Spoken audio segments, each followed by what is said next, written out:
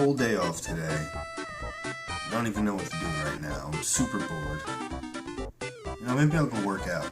Sounds like it might be a good idea.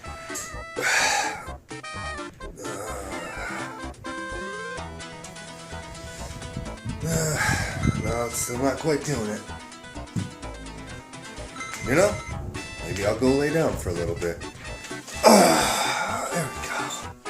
See how that works. Nope. Not even tired. Not even a little bit. Maybe I'll go play some arcade games.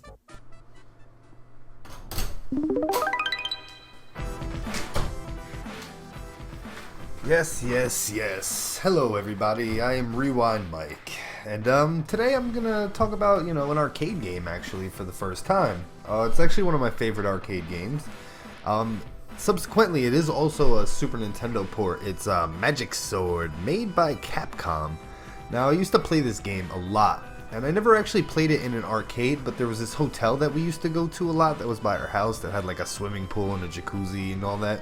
So when we were younger, my mom would like to go there and stuff like that. So we'd go stay there, and they had an arcade and stuff in there, and I would always find myself playing Magic Sword for hours and hours on end. Now, I never actually beat the game in the arcade, but I actually did complete Magic Sword when it came out on the Xbox Live Arcade, because they released that and I want to say Final Fight it was, and they released them in like a 2-pack game, came together and stuff like that. But the cool thing about that was it was the exact arcade port of Magic Sword.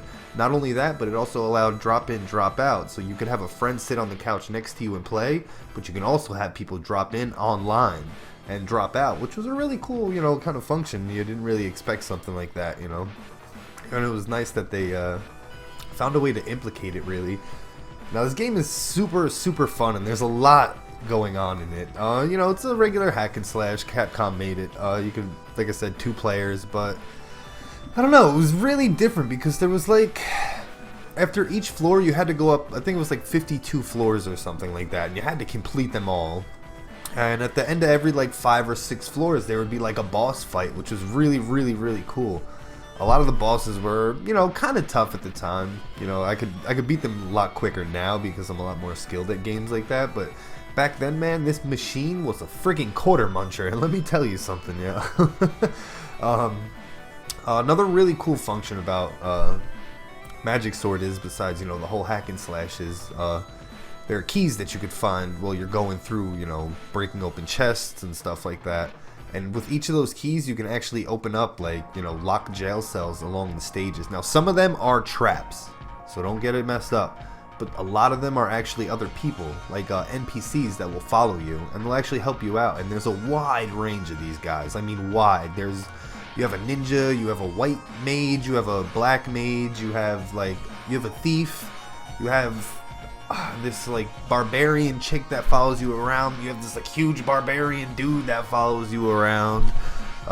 You got like a flying lizard that hooks you up, and they're all really helpful, and each of them has a unique attack, so that's another really cool function about them. It's not like they're just on the screen to take up space. Something else that's really cool about those NPCs that you can have follow you is you can actually level them up so their attacks get stronger. Some of them throw more projectiles and stuff like that too, so it's super unique, man. I mean, this game was something else. I didn't really play anything else like it. I mean, I played Mortal Kombat, I played Turtles in Time, I played a lot of Sunset Riders. There's so many arcade games that I played. Afterburner, fucking Super Hang-On, like, oh my god, but Magic Sword was the one that I actually always loved. Like I said, I didn't even remember what the name of the game was until I was older, and it came out on the Xbox Live, which was kind of messed up, but whatever. Once I found out what it was, I absolutely, I downloaded the game, I beat it multiple times. I think I have all the achievements, so I don't know. This is just me gloating now. But after each of the bosses you defeat, they drop a ton of money, and then it's actually really cool because they drop like a weapon level up for you too, so you have stronger items and stuff like that. And yeah, it was really cool because with the stronger items, there's a little gauge at the bottom of the screen, and each time you don't attack and you kind of let that gauge fill up, it actually allows you to like shoot like a projectile from the front of your sword. So that gauge would fill up a lot quicker, as opposed to you know, the lower level weapons, the higher level weapons would let it fill up a lot quicker, allowing you to do a lot more damage, take down bosses either. But the trick is, every time you get hit, like a serious hit that knocks you back, you actually drop the sword. So if you don't pick it up in a significant amount of time, it just disappears. So you have to kind of like wait until you beat the next level boss to get the next level sword, basically. Now there's also a ton of power-ups going out throughout the stages. There's like some potion. I don't really remember what it does.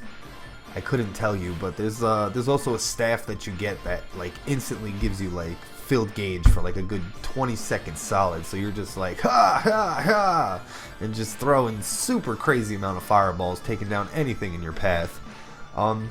Now it's a typical platform game too. That was another cool part about it. Was not only was it a hack and slash game, but it was also a platformer, and you didn't get too many of those in the arcade, man. Let me tell you, you usually only got like beat 'em ups and stuff like that. So again, this was like a breath of fresh air in the arcade games that I've played, at least growing up, you know, opposed to like Dungeons and Dragons, where, you know, you're just walking across, you know, like a 3D plane, well, 3D plane where you can move up and down sideways while attacking guys and stuff like that.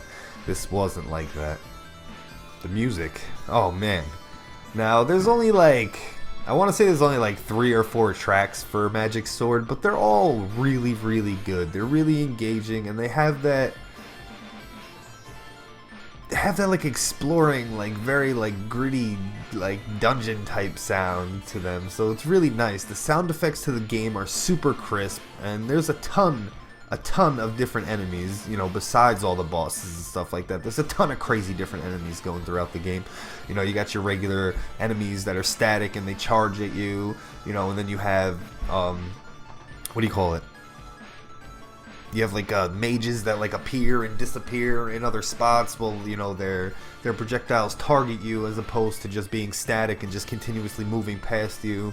But, you know, like I said, I have a lot of memories with Magic Sword, and I really, really like the game. I can't suggest picking it up enough. The Super Nintendo port is good, but it's only one player. You can't have 2 people on it at the same time for some reason, which sucks, but it's still a really good port regardless. But if you do have the Xbox 360 with the Xbox Live, PS3 with the PlayStation Network, and you have a couple of dollars, you can purchase this game right now and play it, and I highly suggest doing that.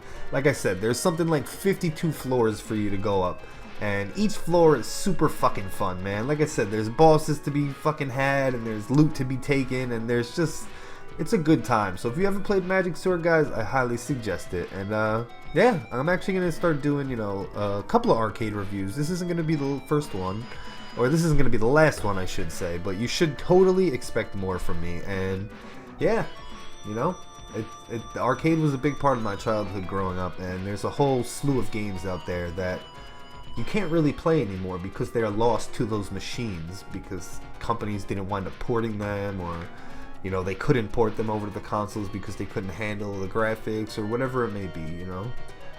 But, you know, we did get a couple of good games like Magic Sword. We did get Turtles in Time and stuff like that, so, you know, that's cool. But we never got The Simpsons.